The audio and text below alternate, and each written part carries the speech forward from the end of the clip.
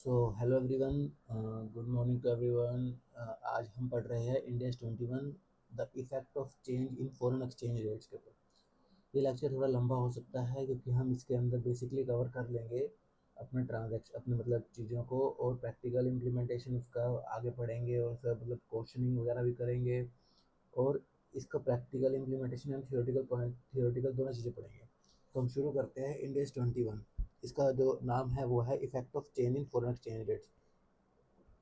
Effect of change in foreign exchange rates. ठीक है। अब क्या होता है कि अब मोस्ट कुछ कंपनीज जो होती है वो सिर्फ काम करती है अपनी फंक्शनल करेंसी में। फंक्शनल करेंसी मतलब कुछ चीज़ में नॉर्मल बोलता हूँ। पहले मैं इंडिया मतलब सपोज करो एक कंपनी है, इंडियन कंपनी है, और वो इंपोर्ट एक्सपोर्ट कुछ नहीं करती, वो सिर्फ इंडियन कंपनी से ही काम कर रही है।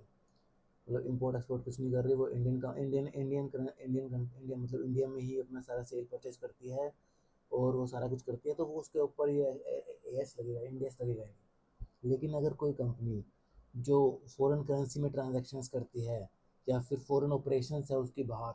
अब सपोज करो मैं एक एग्जांपल लेता हूँ, ए बी सी। एक लेता हूँ मैं कंपनी, ये कोई ये कंपनी है जो है ए बी सी लिमिटेड। ठीक है, ए बी सी लिमिटेड। और एक है पी क्यू आर लिमिटेड, यही ले लेते हैं साथ में। एक है पी क्यू आर लिमिटेड, ये भी एक कंपनी है। अब ए बी सी लिमिटेड जो होती है, सारी ट्रांजैक्शंस जो होती है ना इसकी इसकी सारी ट्रांजैक्शंस होती है इंडिया में, मतलब होम कंट्री में। होम कंट्री में मान लो कोई इंपोर्ट नहीं, कोई एक्सपोर्ट नहीं, लेकिन ये जो होती है ना, ये ट्रांजैक्शंस करती है भाई अदर कंट्रीज में भी, also in other countries, also in other countries में, ये अदर कंट्रीज में भी ट्रांजैक्शंस करती है, या फिर इसकी कोई और फॉरेन ऑपरेशन भी है। अब मैंने इस चीज़ को ब्रेक नहीं करा, इस चीज़ को आसान लैंग्वेज में नहीं लिखा, क्यों? ताकि अगर मैं अभी आसान लैंग्वेज में लिख दूंगा इस चीज़ को कि फॉरेन ऑपरेशन क्या चीज़ है, इस चीज़ को अगर मैं अभी आसान लैंग्वेज में लिख दूंगा तो आपको बाद में प्रॉब्लम चलेगा। तो आपको पता होना चाहिए कि हाँ, हम फॉरेन ऑपरेशन को डिस्कस करेंगे आगे जाके कि फॉरेन ऑपरेशन में क्या डील करती है। तो उसके ऊपर जो है, इसके ऊपर एप्लीकेबल हो जाएगा इंडिया 21।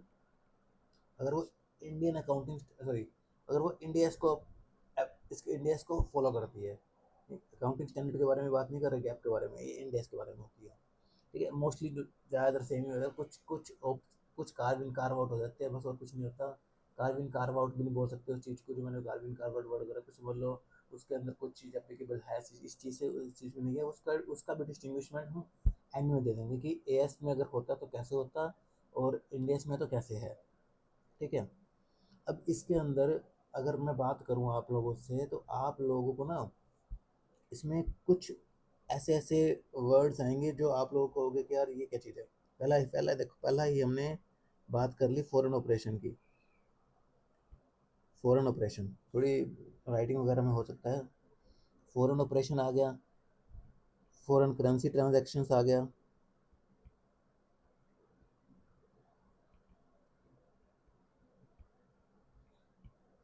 ठीक है।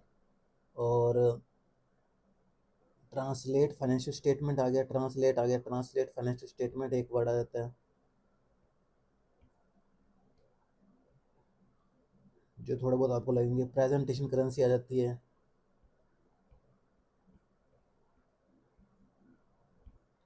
ये सारी चीज़ें होती है इसके अंदर, जिसके बारे में हम पढ़ते रहेंगे, सोचते रहेंगे। तो सबसे पहले हम समझते हैं कि चलो स्टार्ट करते हैं मतलब इस चीज़ को।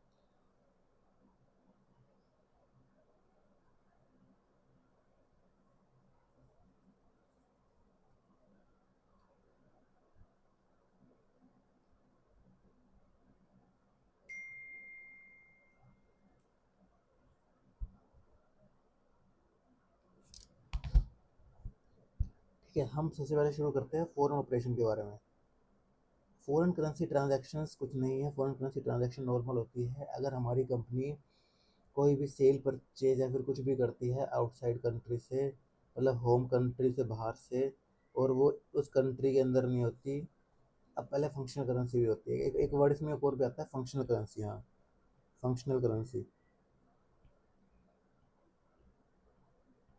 इसमें एक वर्ड होता है फंक्शनल करेंसी। और फंक्शनल करेंसी, सबसे पहले हमको फंक्शनल करेंसी समझना पड़ेगा। फंक्शनल करेंसी क्या चीज़ है? फंक्शनल करेंसी में इस इंडेक्स में बहुत सारी वो दे रखी है कि अपनी जो भी कंपनी होगी ना, उसको अपनी फंक्शनल करेंसी डिस्क्लोज करनी होती है फाइनेंशियल्स के अंदर, या फिर मतलब, और उसके लिए इन्होंने बहुत सारे वो दे रखे हैं कि प्राइमरी प्राइमरी सेकेंडरी और एडिशनल वो दे रखे हैं कि आपको कैसे करना है भाई, कि आप कैसे आइडेंटिफाई करोगे कि आपकी ये करेंसी फंक्शनल करेंसी है। प्राइमरी इंडिकेटर्स, सेकेंडरी इंडिकेटर्स और एडिशनल इंडिकेटर्स। अब वो चीज़ थियोरेटिकल पॉइंट ऑफ व्यू से है, लेकिन अगर मैं उसी चीज़ को कंसीडर करके बात करूँ फंक्शनल करेंसी के बारे में,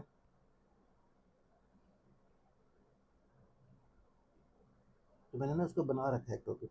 अगर मैं खोलूँ आपको दिखाने के लिए आसान चीज़ लैंग्वेज में, ये रहा functional currency, primary indicators, secondary indicator, additional indicators. लेकिन इससे पहले इसको एक सिंपल चीज़ में समझते हैं। सपोज करो एक कंपनी है, कोई भी ले लो, एक कंपनी ले लो, एक कंपनी ले लो, इसको लेते हैं हम एक्स वाई जेड कंपनी। अभी एक्स वाई जेड कंपनी जो है ना, इसकी इंडिया में ओरिजिन है, मतलब ये इंडिया में इनकॉर्पोरेटेड हो रखी है, सब कुछ हो रखी है। अब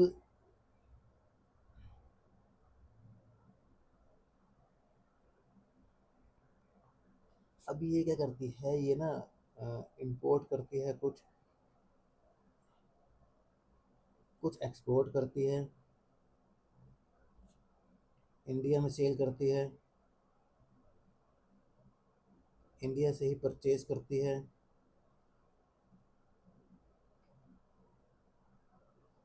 मैन पावर इसकी जो है वो इंडिया में ही है। ऐसी चीज़ें बहुत सारी है। अब प्राइमरी इंडिकेटर्स जो होते हैं ना, अब इसकी देखो, अगर इसका आप लोग बताओ कि भाई इसकी जो करेंसी क्या होएगी, अगर देखा जाए ना, तो इसकी नॉर्मली करेंसी जो होगी आईएनआर होएगी, जो फंक्शनल करेंसी होगी, क्योंकि भाई सारा कुछ इंडिया में हो रहा है, इसका इंपोर्ट एक्सपोर्ट कर रहे हैं, तो पैसा ले, जब पैसा आएगा, लेकिन हमें क्या देखना होता है कि इंपोर्ट करके हमारा पैसा कैसे आ रहा है, हमारा जो सेल इन्फ्लुएंस कैसे हो रही है, सेल का पैसा, इंपोर्ट सॉरी इंपोर्ट नहीं, एक्सपोर्ट, एक्सपोर्ट करके हमारी सेल हो रही है, तो एक्सपोर्ट के ऊपर हमारा पैसा पैसा कैसे आ रहा है। अरे क्या ये ऑटो कर देता है। सेल सेल के ऊपर पैसा कैसे आ रहा है, रुपीज़ में आ रहा है, कैसे आ रहा है, आइनर में आ रहा है, ठीक है। तो भाई ये इंडिकेट करता है कि कोई करेंसी जो इन्फ्लुएंस करती है आपके सेल प्राइस को। तो अगर मैं प्राइमरी इंडिकेटर का पहला पॉइंट पे आऊँ, देखो, करेंसी इन्फ्लुएंस सेल प्राइस, जो भी करेंसी आपकी इन्फ्लुएंस करती है ना सेल प्राइस को, तो वो आपकी फंक्शनल करेंसी मान लेते हैं, वो पहला इंडिकेटर है, ठीक है। अब देखा हमने देखो भाई, हमने जब उसको बिलिंग करी ना, हमने बिलिंग करी भाई, हमको चाहिए, हमने भी इनवॉइस काटा उस पर्सन कंपनी को एक्सपोर्ट करते हुए कि भाई हमने आपको ये सर्विस प्रोवाइड करी है और हम आपसे ले रहे हैं 1 लाख INR रुपीज़। सिर्फ ये, इससे नहीं पता लगता, ठीक है, ये एक फैक्टर है। अब एक होता है कि करेंसी, कंट्री जो है, सपोज इंडिया एक कंट्री है, उसके रूल्स एंड रेगुलेशन कह रहे हैं, गवर्निंग लॉ कह रहा है, उसका रूल्स कह रहे हैं, गवर्निंग लॉ कह रहा है कि आपको ना भाई सारा का सारा हमारी इंडियन करेंसी में दिखाना पड़ेगा, इंडियन करेंसी में। तो भाई हमको ये रहा, currency of the country whose competitive forces and regulation determine sale price, regulation determine कर रहे हैं सेल प्राइस, और competitive forces कर रहे हैं, रूल्स कर रहे हैं, ठीक है। तो इसका सेल प्राइस कौन गवर्निंग लॉज कर रहे हैं, सब कुछ इंडियन करेंसी में। एक और पॉइंट आता है हमारा कि अगर हम लेबर कॉस्ट, अपनी मैन पावर कॉस्ट सारा इंडियन रुपीज़ में खर्चा कर रहे हैं,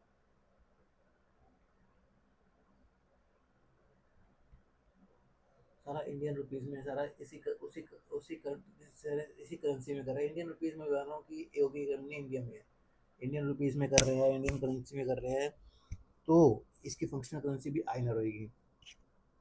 ये हमारा थर्ड पॉइंट बोलता है। ये देखो, currency that mainly influence labour material and other cost, ठीक है। अब सेकेंडरी क्या है, सेकेंडरी अगर हम प्रैक्टिकल चीज़ों में देखें तो प्रैक्टिकल, अगर आप किसी कंपनी में जाओगे तो आपको वहाँ प्रैक्टिकली पता लग जाएगा नॉर्मली कि मैनेजमेंट लेवल के डिसीजन होते हैं जो आइडेंटिफाई करते हैं। लेकिन अगर आप प्रैक्टिकली देखो तो प्रैक्टिकली आप, अगर इंडिया में एक कंपनी है तो वो मोस्टली, मैंने मोस्टली बता रहा हूँ, मोस्ट केसेस में ऐसा ही होगा कि वो अपनी फाइनेंशियल आइनर में ही बनाएगी, वो अपनी सेल परचेज आइनर में ही दिखाएगी। अगर कोई दुबई की कंपनी है तो वो एडी में दिखाएगी, अगर कोई सिंगापुर की कंपनी है तो वह एसडीडी में दिखाएगी, अगर वो कोई सऊदी की कंट्री है तो एसजीआर में दिखाएगी। मतलब ऐसे ऐसे होएगी सारी की सारी अपनी फाइनेंशियल। ठीक है, तो इस तरीके से है। अगर आप पढ़ोगे इस चीज़ को कि देखो ये देखो, करेंसी अगर सेकेंडरी देखा जाए, currency in which funds from financing activity generated, मतलब वो लोन वगैरह ले रहा है या फिर वो कुछ भी कर रहा है तो वो आइनर में ही ले रहा है। अगर वो दुबई से ले रहा है भाई, दुबई से ले सकता है, बात नहीं ले सकता, लेकिन उसके पास जो आ रहा है ना एट द एंड वो आइनर में ही आ रहा है, कन्वर्ट हो गई। ठीक है। हाँ, अब वो इंटर कंपनी लोन ले रहा है, समझ लो उसकी एक, इसकी उसकी एक ब्रांच है, फिर एक ऑपरेशन, एक सब्सिडरी जो है दुबई में है, वो वहाँ से एईडी में पैसा बेच रहे हैं यहाँ पे, लेकिन उसके पास क्या आ रहा है, एईडी से कन्वर्ट होकर आईएनआर के अंदर। तो वो ऐसी currency in which funds from operating activities retain, operating activity से जो उसको पैसा आ रहा है, ऑपरेशन से जो उसको मेन बिजनेस है, वो रिटेन भी वो आईएनआर में कर रहा है। ठीक है। एडिशनल क्या है, एडिशनल ये है currency of reporting entity. Additional cases के लिए क्या है, सपोज करो एडिशनल केसेस मेनली लगता है हमारा फॉरेन ऑपरेशंस के ऊपर। अगर आपकी कोई फॉरेन ऑपरेशन है तो उस फॉरेन ऑपरेशंस की आपकी करेंसी, फंक्शनल करेंसी क्या मानी जाएगी, उस पॉइंट से देखा जाए तो ये देख लेंगे, वो फॉरेन ऑपरेशन के टाइम हम समझेंगे। ठीक है। तो एक्स वाई जेड जो है एक कंपनी है जिसकी फंक्शनल करेंसी क्या हुई, आईएनआर। ठीक है, functional currency INR, reporting currency मान लो, रिपोर्टिंग करेंसी भी उसकी आईएनआर हुई। जैसे रिपोर्टिंग करेंसी कुछ ऐसा वर्ड स्पेसिफिकली है नहीं। अब हम बात करते हैं सेकंड टॉपिक पे, फॉरेन ऑपरेशन। फॉरेन ऑपरेशन क्या होता है। अब मैं सेम वही वाला एग्जांपल लेके चलता हूँ।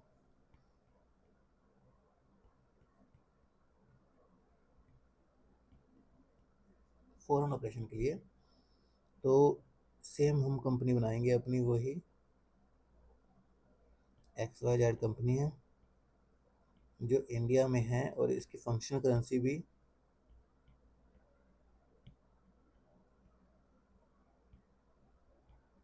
आईएनआर है। अब एक और कंपनी है ABC limited, sorry ABC PTE limited.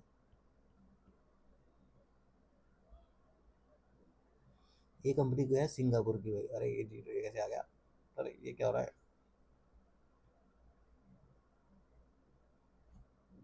ये कंपनी जो है ना, ये आ गई हमारी सिंगापुर की।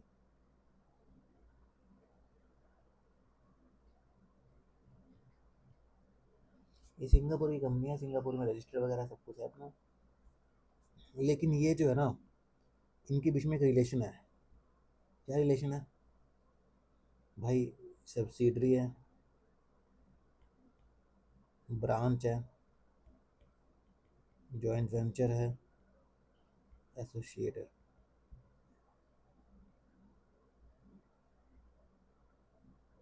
ठीक है, ये चीज़ है।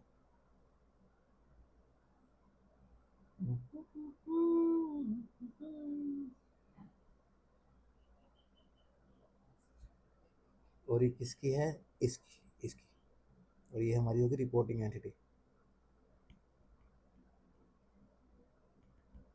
रिपोर्टिंग एंटिटी मतलब मेन, मतलब पेरेंट मान लो, रिपोर्टिंग एंटिटी की। और एक और चीज़, अब इसकी जो फंक्शनल करेंसी है ना,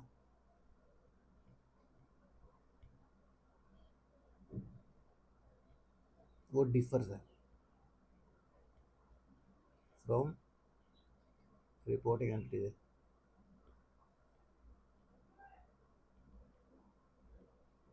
ठीक है, जो मैंने वो बताया था ना कि वो रिपोर्टिंग एंटिटी का देखा जाएगा, वो फॉरेन ऑपरेशंस के टाइम देखा जाएगा। फॉरेन ऑपरेशन में कैसे कि अगर भाई,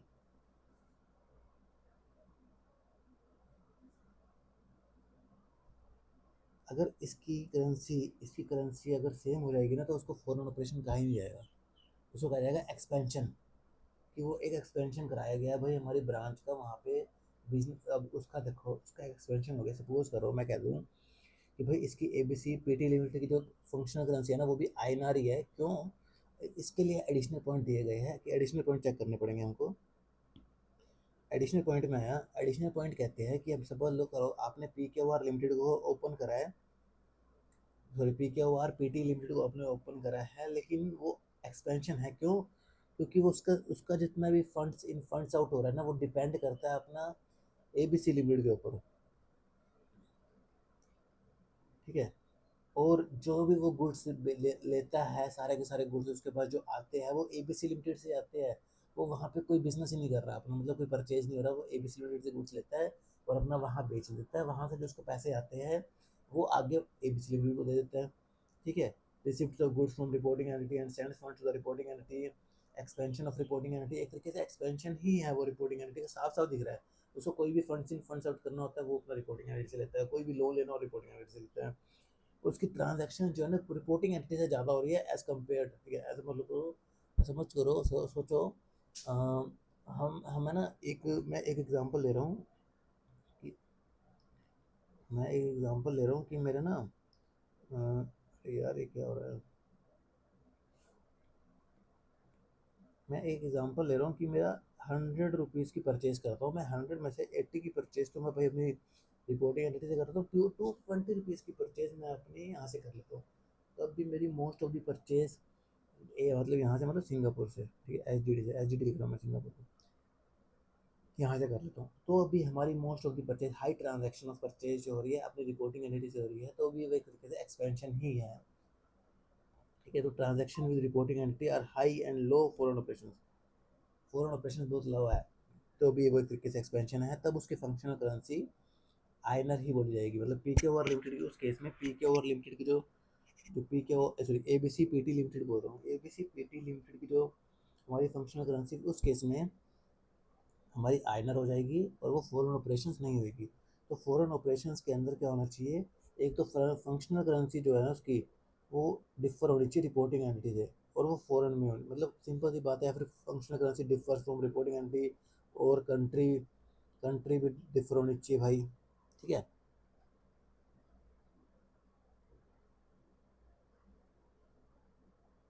कंट्री भी डिफर होनी चाहिए तो ये फॉरेन ऑपरेशन हो जाती है।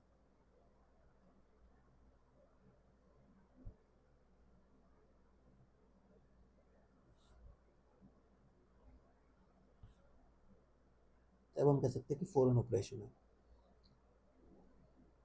हाँ इसमें इसमें अब अगर मैं बात करूँ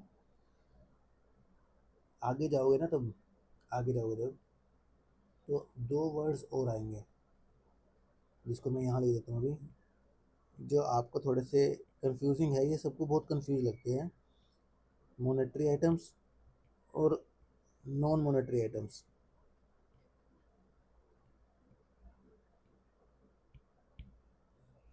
ठीक है। आज आज के लिए मतलब आज का ये टॉपिक लास्ट होगा, मोनेटरी आइटम्स और नॉन मोनेटरी आइटम्स। इसके बाद हम नेक्स्ट वीडियो में डिस्कस करेंगे, यहीं से कंटिन्यू करेंगे आगे मोनेटरी आइटम्स और नॉन मोनेटरी आइटम्स। अब मोनेटरी आइटम्स क्या होता है, नॉन मोनेटरी आइटम्स क्या होता है, नहीं नहीं ये टॉपिक लास्ट नहीं करते। हम आपको भी थोड़ा बहुत ये बताएंगे हमारा फॉरेन ऑपरेशंस। अगर हम बात करें फॉरेन ऑपरेशन हो गया, फंक्शनल करेंसी हो गया, फॉरेन करेंसी ट्रांजैक्शन हो गया, मतलब अभी सिर्फ बेसिक सारा पढ़ रहे हैं। फिर हम क्वेश्चंस के साथ साथ करते रहेंगे, प्रेजेंटेशन करेंसी भी करेंगे अभी हम, फिर ट्रांसलेट फाइनेंशियल स्टेटमेंट के बारे में भी डिस्कस करेंगे। तो सबसे पहले हम डिस्कस करते हैं अभी मॉनेटरी आइटम्स के बारे में। मॉनेटरी आइटम्स के बारे में, मॉनेटरी आइटम्स क्या होती है, जिसके लिए हमको पता होता है कि हमें fixed number of units of currency या डिटरमाइनेबल अमाउंट हमें रिसीव होगा या फिर हमें पे करना है। ठीक है। सपोज करो अगर हम बात करें डेटर्स की, रिसीवेबल्स की, वो एक ही चीज़ होती है तो, लेकिन एडवांस पेड पे अमाउंट पे करना है पेबल्स की, या फिर कोई हमारी एफडी है। ठीक है। ये चीज़ें एफडी है जो हमें पता है कि हमें फिक्स्ड अमाउंट मतलब फिक्स्ड अमाउंट हमें रिसीव होगा, या फिर यूनिट्स ऑफ करेंसी, या फिर डिटरमाइनेबल अमाउंट हमको डिटरमाइनेबल होता है जो हमको डिटरमाइन कर सकते हैं हम, मतलब यूनिट्स ऑफ जिसके लिए हमको फिक्स्ड और determinable number of units of currency मिलेगी, जिसके लिए हमको फिक्स्ड और डिटरमाइनेबल मतलब जिसको हम डिटरमाइन कर सकते हैं, यूनिट्स ऑफ करेंसी मिलेगी हमें, मिलेगी यूनिट्स ऑफ करेंसी हमें रिसीव होगी या फिर हमें पे करनी होगी, वो होती सारी हमारी मॉनेटरी आइटम्स। अब नॉन मॉनेटरी आइटम्स क्या होती है, मतलब नॉन मॉनेटरी आइटम जिसको इसके लिए हमें यही नहीं पता आज के टाइम में कि हमें उसके लिए भाई साहब कितना रुपया मिलेगा या फिर हमें कितना रुपया देना पड़ेगा। सपोज करो मैं एक बिल्डिंग परचेज करने जा रहा हूँ, मैं एक बिल्डिंग पर अपनी, मेरे पास एसेट्स में, फिक्स्ड एसेट्स में, पीपीई के अंदर, प्रॉपर्टी प्लांट एंड इक्विपमेंट के अंदर एक कंप्यूटर है। अब उसकी कंप्यूटर के अंदर अगर हम फाइनेंशियल्स में देखें तो कंप्यूटर की फाइनेंशियल्स में एक डब्ल्यू आ रही होगी, लेकिन जब उसको हम एक्चुअल में बेचने जाएंगे ना मार्केट के अंदर, तो हमें ये नहीं पता कि हमें उससे कितना पैसा मिलेगा। अगर हमारे एसेट्स के अंदर सपोज करो एक बिल्डिंग है, बिल्डिंग की डब्ल्यू आ रही है, रिटन डाउन वैल्यू पे अगर लगा रहे हो डब्ल्यू क्लोजिंग डब्ल्यू जो भी मतलब, ठीक है, ये मतलब उसकी वैल्यू जो आ रही है आज की डेट में, समझ करो 1 लाख, 1 लाख आ रही है, मैं ऐसे ही लगा रहा हूँ, कुछ भी लगा लो, 1 लाख, 10 लाख, 1 करोड़, इतनी मर्जी ये आ रही है। लेकिन जब उसको आप सेल करने जा रहे हो ना, सेल से आपको जो फेयर वैल्यू मिल रही है उसकी, शेयर सेल करने से उसको जो फेयर वैल्यू, जो रिलाइजेबल वैल्यू मिल रही है आपको, वो मिल रही है सिर्फ आपको 10,000। लेकिन ये आपको पता थोड़ी ना है कि 10,000 मिल रही है, जब आप बेचने जाओगे जब पता लगेगा ना भाई, जब बेचोगे तब पता लगेगा ना भाई। तो इस चीज़ को कहते हैं नॉन मॉनेटरी आइटम, जिसके लिए हम यही नहीं पता लगा सकते कि हमें कितना पैसा मिलेगा, कितना यूनिट्स ऑफ करेंसी मिलेगी, कितना डिटरमाइनेबल अमाउंट हमें नहीं पता।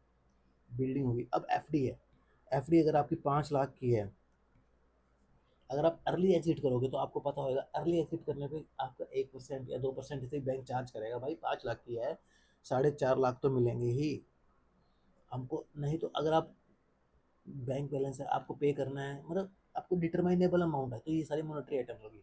नॉन मॉनेटरी आइटम जिसके बारे में आप पता ही नहीं लगा सकते, ठीक है, प्रोविजन है। बताओ, अब आप लोग बताओ, ये क्वेश्चन आप लोगों से है, अब आप लोग बताओ कि प्रोविजन हमारा मॉनेटरी आइटम होता है या नॉन मॉनेटरी आइटम होता है। ये आप लोगों से पूछना है मेरा सवाल आज, ठीक है, बताइए। और ये क्वेश्चन आप लोगों के लिए है। अगला हम डिस्कस करते हैं अपना प्रेजेंटेशन करेंसी के ऊपर। ये नहीं, प्रेजेंटेशन करेंसी वगैरह ना अभी हम नहीं डिस्कस करते, क्यों, क्योंकि इससे पहले कुछ चीज़ें और है जो आपको पता होना चाहिए कि कैसे करना है प्रेजेंटेशन करेंसी से पहले। और ट्रांसलेट प्रेजेंटेशन करेंसी और ट्रांसलेट करना फॉरेन करेंसी को, वो एक ही चीज़ है, कुछ नहीं है उसके अंदर। बस उसके लिए पहले आपको ये पता होना चाहिए कि हाँ भाई फॉरेन करेंसी को इनिशियली किस पर कैटेगराइज करना चाहिए, बाद में सब्सिक्वेंटली कैसे करना चाहिए।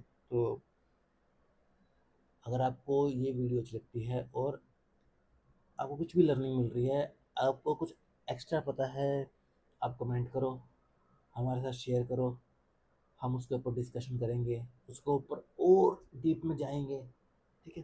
तो वीडियो अच्छी लगती है तो लाइक करना और चैनल को सब्सक्राइब करना।